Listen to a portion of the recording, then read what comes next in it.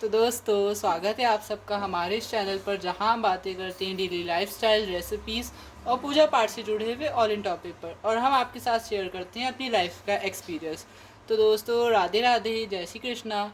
तो आज का वीडियो जो है वो अक्षय तृतीया को लेकर है कि अक्षय तृतीया की पूजा विधि कैसे होगी, अक्षय तृतीया का मुहूर्त क्या है, कब से अक्षय तृतीया की तिथि जो है वो लग रही है, किस दिन मनाई जा रही है, ये सारे टॉपिक जो हैं वो हम इस वीडियो में कवर करेंगे।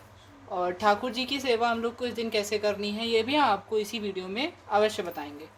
तो इस बार जो अक्षय तृतीया का पर्व है वो 30 अप्रैल को मनाया जाएगा। अक्षय तृतीया की जो तिथि होगी वो 29 अप्रैल को शाम को 5:31 से शुरू होकर दूसरे दिन 30 अप्रैल को दोपहर 2:12 तक रहेगी। तो उदया तिथि के अनुसार हम लोग को अक्षय तृतीया का पर्व 30 मार्च को मनाना चाहिए, क्योंकि यह जो पर्व होता है ये भगवान विष्णु और भगवान माता लक्ष्मी को समर्पित होता है। तो और भगवान विष्णु की जो पूजा होती है वो हमेशा सूर्योदय से देखी जाती है। जिस तिथि में जो तिथि सूर्योदय के समय लगी रहती है उसी तिथि को उनकी पूजा की जाती है। तो इस दिन विशेष पूजा होती है भगवान विष्णु और माता लक्ष्मी की। और इस दिन सोना चांदी पीतल खरीदने का भी बहुत महत्व होता है, बहुत शुभ माना जाता है। तो इस दिन आपको सोना चांदी, अगर हो सके तो सोना चांदी या पीतल खरीद के उसकी पूजन अवश्य करना चाहिए। अगर आप नहीं समर्थ में है तो आपके घर में अगर कोई भी चीज़ पुरानी हो, पुरानी सोने चांदी का कोई भी चीज़ हो, तो आप उसकी भी पूजन कर सकते हैं। देखिए, सोना चांदी कभी भी अशुद्ध नहीं होते हैं, वो हमेशा शुद्ध ही रहते हैं। तो आप पुराने जो भी आपके गहने हैं, आभूषण हैं, या जो चांदी के सिक्के हो गया, चांदी का कोई बर्तन हो गया, आप उनका पूजन कर सकते हैं। तो पूजा का शुभ मुहूर्त हम आपको बता देते हैं। तो पूजा का शुभ मुहूर्त है 12:41 से दोपहर के 12:18 तक 30 अप्रैल को।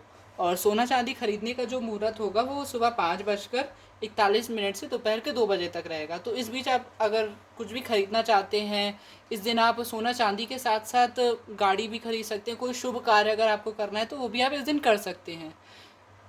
यह इसको अबूझ मुहूर्त भी कहा जाता है, क्योंकि जैसा कि कहा जाता है कि कभी कदार अक्षय तृतीया पे खरमास लगे होते हैं, तो खरमास में कोई अच्छा कार्य नहीं होता है। तो अक्षय तृतीया एक ऐसी तिथि होती है जिस दिन अगर खरमास भी लगा हो तो उस दिन कोई शुभ कार्य नहीं रोका जाता है, शुभ कार्य उस दिन कर दिया जाता है। तो इसकी पूजा विधि किस प्रकार है ये भी हम आपको बताते हैं। तो सुबह आप स्नान करके पूजा करने बैठ जाइए। पूजा में आप अपने मंदिर की सफाई कर लीजिए, और देवी लक्ष्मी और भगवान विष्णु की प्रतिमा अगर आपके पास हो तो प्रतिमा रख लीजिए। अगर आपके पास पटचित्र हो तो आप पटचित्र रख लीजिए। उनको पंचामृत से स्नान करवा के गंगा जल से आचमनी करवा दीजिए।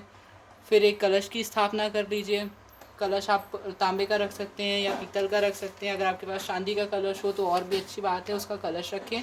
उसके नीचे अष्टदल कमल बनाएं और कलश रखें। कलश के अंदर 5 सुपारी और हल्दी, कुमकुम और लौंग, कपूर, इलायची के जोड़े डालें।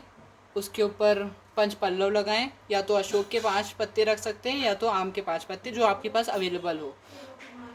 और उसके ऊपर आप चावल की कटोरी रखें। अगर आप नारियल रखना चाहते हैं कलश के ऊपर तो नारियल रखें, अथवा आप दीप जला सकते हैं। फिर सबसे पहले फिर आप कलश की स्थापना कर लें। फिर गणेश जी को पूजन करें, उनको आप चंदन लगाएं, तिलक करें, कुमकुम लगाएं, उनको जनेऊ चढ़ाएं, कलावा रूपी वस्त्र चढ़ाएं, दूर्वा चढ़ा के उनकी पूजा करें। फिर आप कलश को आचमन करके कलश के ऊपर कुछ गंगा जल की छींटे देके उनको तिलक करें, उनके ऊपर फूल माला चढ़ाएं, उन्हें भी वस्त्र रूपी कलावा चढ़ाएं। उनको भी जो भी आपने फल रखे हैं या मिठाई रखी हैं तो उनका भोग ज़रूर लगाएं। इस प्रकार आपको कलश का पूजन करना चाहिए। उसके बाद आप भगवान विष्णु और लक्ष्मी जी का पूजन करें, उन्हें भी चंदन का तिलक करें, कुमकुम लगाएं और लक्ष्मी जी को सिंदूर लगाएं। उनको जो पुष्प होता है पुष्प चढ़ाएं।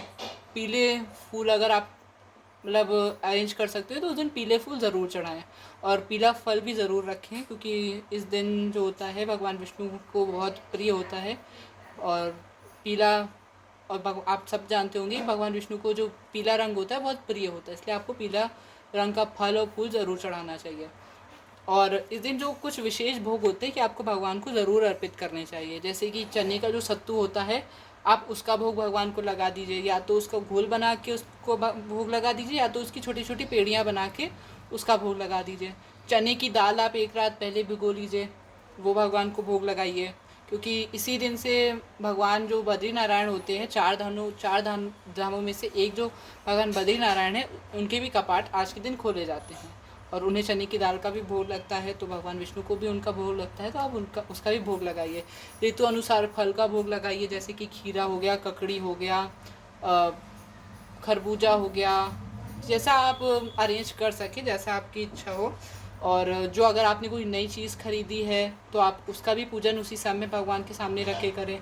अगर आप कोई चीज़ नहीं खरीद पाए हैं तो पुरानी अगर आपके पास आभूषण है या फिर जो भी भगवान लक्ष्मी के प्रतीक होते हैं, आप उसका पूजन कर सकते हैं।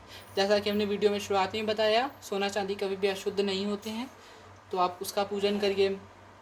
फिर आप उस दिन विष्णु सहस्त्र नाम का पाठ कर सकते हैं, श्री सूक्त का पाठ कर सकते हैं। अंत में भगवान गणेश की आरती करें, माता लक्ष्मी और भगवान विष्णु की आरती करके अपनी पूजा को संपन्न करें। उसके बाद आप अपने घर में सबके कलावा बांधें, सबको प्रसाद दें। इस प्रकार आप अपनी पूजा पूरी कर सकते हैं। और इस दिन से भगवान वो ठाकुर जी की भी सेवा होती है कुछ, तो जैसे कि कहा जाता है कि अक्षय तृतीया के दिन से 21 दिन तक उनकी चंदन सेवा चलती है, चंदन यात्रा चलती है। तो इस चंदन यात्रा में उनको आपको 21 दिन तक डेली उनके माथे और कंठ पे और उनके चरणों पे आपको चंदन लगाना चाहिए। और वैसे तो 21 दिन कहा जाता है, फिर जब तक गर्मी आपको लगे कि हाँ इतनी गर्मी पड़ रही है कि मतलब उनको भगवान को भी गर्मी लग रही है, तो तब तक आप उनका चंदन से श्रृंगार करिए, जिससे कि उनको थोड़ी शीतलता पहुँचे। और उस दिन भगवान को उस दिन से आप भगवान को जो होता है हल्के वस्त्र पहनाइए, ज़्यादा भारी वस्त्र, ज़्यादा भारी आभूषण ना पहनाइए। और अक्षय तृतीया वाले दिन भगवान, जैसे अगर आपके पास युगल किशोर जी हों, ठाकुर जी हों, तो उनके आप चरण कमल होते हैं उनका विशेष श्रृंगार करिए चंदन से। अगर आपके पास अलग अलग तरीके की पायल हो तो आप उन्हें धारण करवा सकते हैं। और उस दिन आप अपने घर वालों के साथ उनके चरण का दर्शन अवश्य करिएगा, क्योंकि अक्षय तृतीया वाले दिन बांके बिहारी जी के साल में सिर्फ वर्ष में एक बार ही उनके चरण दर्शन होते हैं। तो आप भी अगर आप बांके बिहारी नहीं जा पा रहे हैं तो आप अपने घर में भगवान के चरण दर्शन कर लीजिए। भगवान देखिए हर जगह एक ही है। अगर आपके मन भाव अच्छे हैं तो आपको अपने घर के ठाकुर जी में भी बांके बिहारी के ही दर्शन होंगे। तो इस प्रकार की पूजा विधि जैसे हमने आपको बताई है, तो आप इस तरह पूजा करके माता लक्ष्मी को प्रसन्न कर सकते हैं। और हमारी यही प्रार्थना रहेगी माता लक्ष्मी भगवान विष्णु से कि आप सबको सदैव खुश रखें, आपके घर में हमेशा सुख समृद्धि प्रदान करें और सबको विश्व में सबको ही खुशी और सुखी रखें। बस यही प्रार्थना है। और फिर आज का वीडियो हम लोग यही एंड करते हैं। और आप सब हमारे चैनल को ज़रूर सब्सक्राइब कर लें। अगर आप हमारे चैनल पर नए हैं तो हमारे चैनल को सब्सक्राइब कर लें, बेल आइकन को ज़रूर प्रेस करें और अपने फैमिली और फ्रेंड्स के साथ शेयर करें, क्योंकि देखिए शेयर करने में किसी का कुछ जाता तो है नहीं और हमारी फैमिली ही ग्रो करेगी, यूट्यूब फैमिली ग्रो करेगी। हमारी जर्नी में आप भी हमारा साथ दें। तो अभी तो नहीं है बहरहाल इतने सब्सक्राइबर, बट अगर भगवान की कृपा रही, आप सबका आशीर्वाद रहा, तो बहुत जल्दी हम लोग के और ज़्यादा सब्सक्राइबर बढ़ जाएंगे। तो फिर धन्यवाद, मिलते हैं आपसे। अब आपको हम नई वीडियो में बताएंगे कि भगवान को चंदन श्रृंगार कैसे करते हैं और चंदन का लड्डू बना के भगवान के चरणों में किस प्रकार रखना है और उस चंदन के लड्डू का क्या करना है। तो नई वीडियो भी जो अक्षय तृतीया में चंदन यात्रा निकाली जाएगी उसी के विषय में आएगी। आज की जो वीडियो थी वो लक्ष्मी जी और विष्णु जी के पूजन की वीडियो थी और ठाकुर जी के जो थोड़ी बहुत इम्पॉर्टेंट जो कुछ चीज़ें थी वो हमने आपको इस वीडियो में बता दी हैं। और डिटेल वाली वीडियो हम आपको दोबारा शूट करके शेयर कर देंगे। तो धन्यवाद, राधे राधे, जय श्री कृष्णा। मिलते हैं आप सभी से फिर किसी नए वीडियो के साथ, तब तक के लिए बाय बाय।